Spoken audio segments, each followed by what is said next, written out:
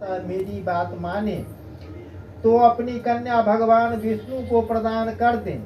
पर्वतराज बोले, भगवान विष्णु ने स्वयं मेरी कन्या को ग्रहण करने की इच्छा व्यक्त की है और आप यह संदेश लेकर आए हैं तो मैं अवश्य उन्हें अपनी कन्या दूंगा।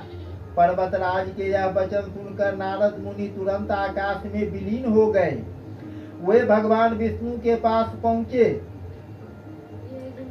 जो पित्त वस्त्रधारी तथा शंख चक्र गदा से सुशोभित थे।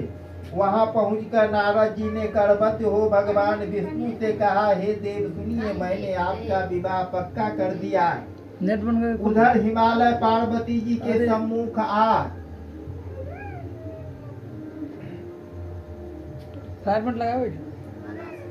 बोले, हे पुत्री, मैंने तुम्हें विष्णु भगवान को समर्पित कर दिया है। ऐसे में पिता के वचन श्रवण कर तुमने कोई भी उत्तर नहीं दिया और अपनी सखी के पास चली गई। फिर भूमि पर गिरकर तुम दुखाद्र हो रोने बिलखने लगी।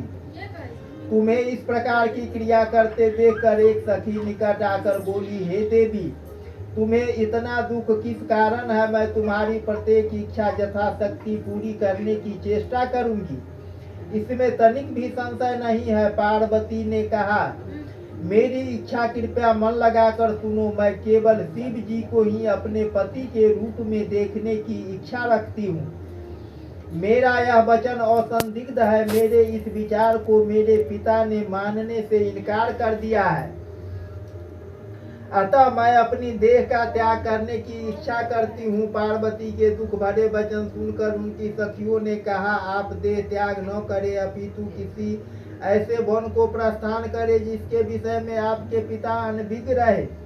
सखियों के वचन सुन तुम ऐसे ही वन को चली गई। दूसरी ओर तुम्हारे दुखी पिता तुम्हें प्रत्येक गृह में ढूंढने लगे। दूतों द्वारा भी इस बात की खोज खबर ली कि किसी देवता, दानव अथवा किन्नर ने मेरी पुत्री का हरण किया है।